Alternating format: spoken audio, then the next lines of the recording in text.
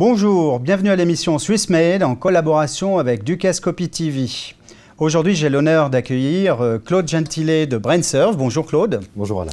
Et Thierry Blanc de DFI Service. Bonjour Thierry. Bonjour Alain. Le thème du jour est la Suisse, coffre-fort numérique du monde. Est-ce une affirmation ou une exclamation? Thierry, quelle est la définition du coffre-fort numérique? Aujourd'hui, nous vivons dans un monde dématérialisé, il faut bien le reconnaître. Nous nous envoyons des emails, nous échangeons des documents numériques, nous avons un certain nombre de données qui sont croissantes. Il faut, juste pour relativiser, savoir que ce nombre double tous les 2 ans. La question, par rapport à ces données qu'on a du mal aujourd'hui à localiser, où sont stockées ces données et est-ce qu'elles sont sécurisées? Donc ce sont des questions qu'aujourd'hui on se pose parce qu'on a du mal à les représenter, au contraire d'un coffre-fort physique dans lequel on peut mettre des valeurs que l'on a. Les données, elles aussi, ont de la valeur et il faut les protéger. Donc vous développez des solutions qui permettent de stocker des données et Claude, au sein de BrainServe, vous stockez ces fameuses données. Au niveau de la définition, qu'est-ce qu'un data center? C'est juste un lieu pour stocker ou il y a d'autres éléments qui vont autour de cela? Mais le data center, je pense, rentre parfaitement dans cette métaphore justement de coffre-fort numérique qui fait allusion évidemment au secteur bancaire, historique, à une importance historique en Suisse, avec, je pense, un premier point de convergence. C'est ce qu'on y met à l'intérieur de ce coffre-fort. Et je pense pour les entreprises, tant l'argent est important que les données sont importantes pour assurer la tenue et la continuité des activités. Je pense que c'est vraiment le premier point de convergence.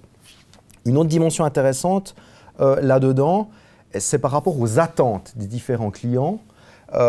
Et là également, il y a beaucoup de similitudes.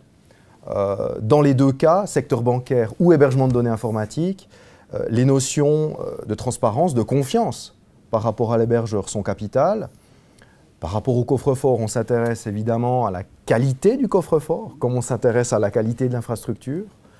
On s'intéresse également à l'endroit où le coffre-fort est situé, à la manière d'y accéder, à qui peut y accéder, à quelles normes ce coffre-fort répond.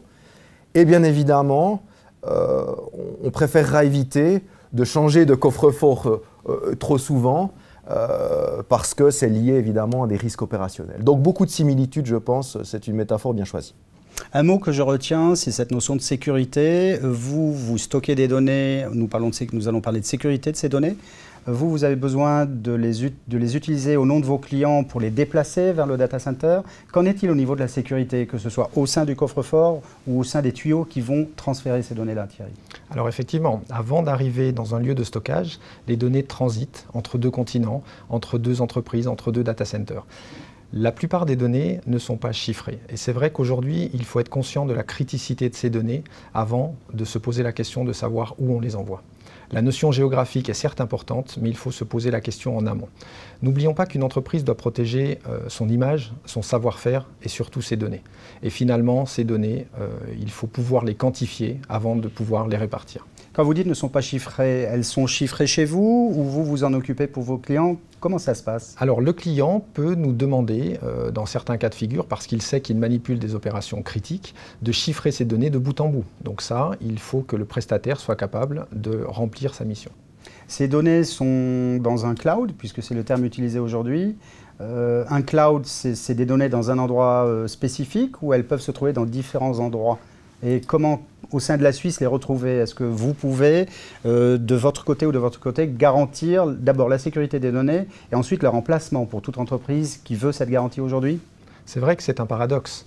Aujourd'hui, quand les gens recherchent du cloud, ils ne veulent plus s'occuper de leurs infrastructures, mais ils veulent quand même la garantie sur leurs données. Alors, il y a un moyen assez simple, c'est de garantir que ces data centers sont tous situés en Suisse. À partir de là, il est facile de garantir la localisation de ces données. Dans des clouds de type public, où les données sont réparties à travers le monde, il est difficile de définir l'endroit où elles sont réellement stockées.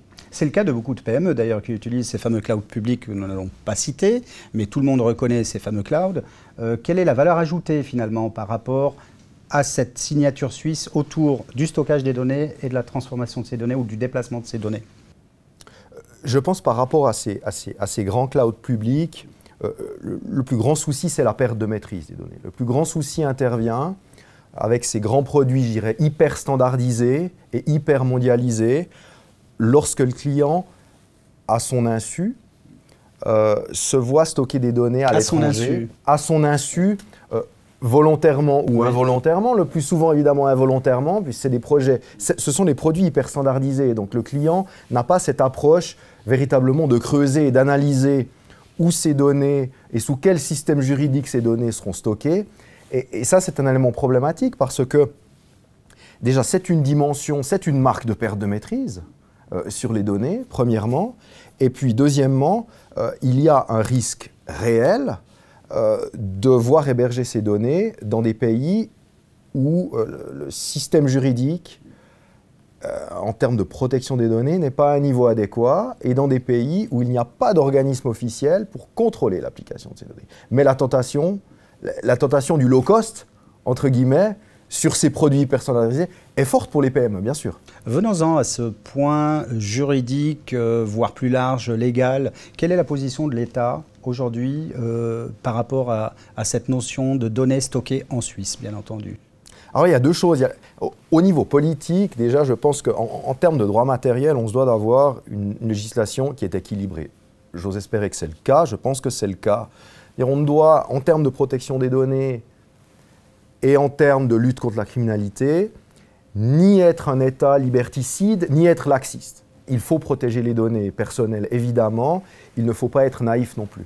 Je pense qu'en Suisse, on a un bon équilibre.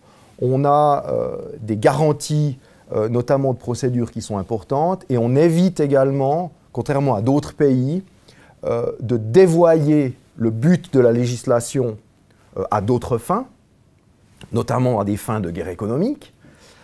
On a également des moyens au niveau de l'État qui sont raisonnables, qui sont proportionnés, avec une fonction publique qui n'a, en tous les cas, plus depuis l'affaire des fiches, plus vocation à, je dirais, sortir des clous. Et puis également, un des risques de la protection des données et un des risques de la lutte contre la criminalité, c'est la lourdeur bureaucratique. C'est bien souvent un problème. Évidemment, pour les entreprises, la bureaucratie est toujours trop lourde. Je pense qu'en Suisse, on sait malgré tout rester raisonnable. Nous devons finalement, si je comprends bien, positionner un niveau de sécurité assez fort, mais tout en gardant une certaine flexibilité contre, par exemple, tout ce qui va autour de la criminalité. De notre côté, en tant qu'entreprise, vous devez répondre, je dirais, des normes de transparence.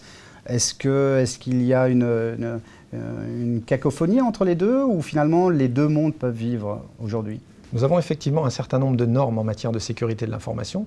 Je pense notamment à la norme ISO 27001, qui régit la sécurité de l'information et qui donne un cadre à toute cette structure.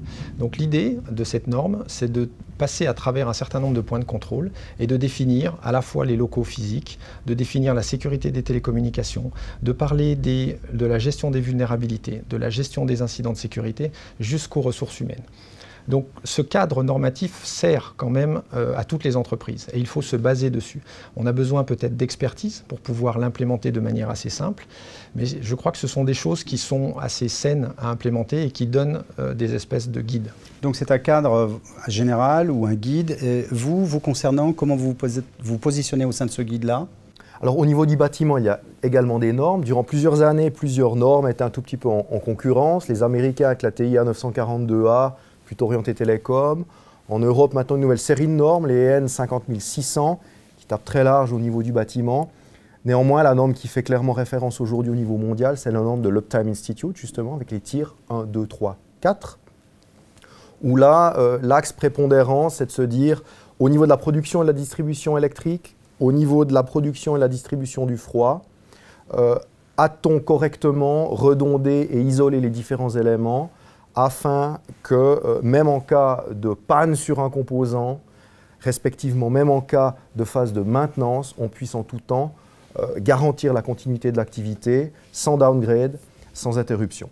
Le niveau 4 de cette norme est en effet le niveau le plus élevé, relativement difficile à atteindre dans la mesure où elle doit quasiment être implémentée dès le départ au niveau de la conception, raison pour laquelle il n'y a actuellement qu'une poignée d'entreprises en Europe qui ont atteint ce niveau 4, dont 2 en Suisse. Donc, pour résumer, nous pouvons dire que la Suisse a un temps d'avance par rapport au stockage des données et aussi par rapport à leur gestion.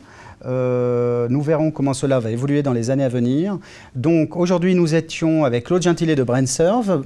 Merci Claude. Merci Alain. Et avec Thierry Blanc de DFI Service. Merci Thierry. Vous étiez sur l'émission Swissmade en collaboration avec Dukascopy TV.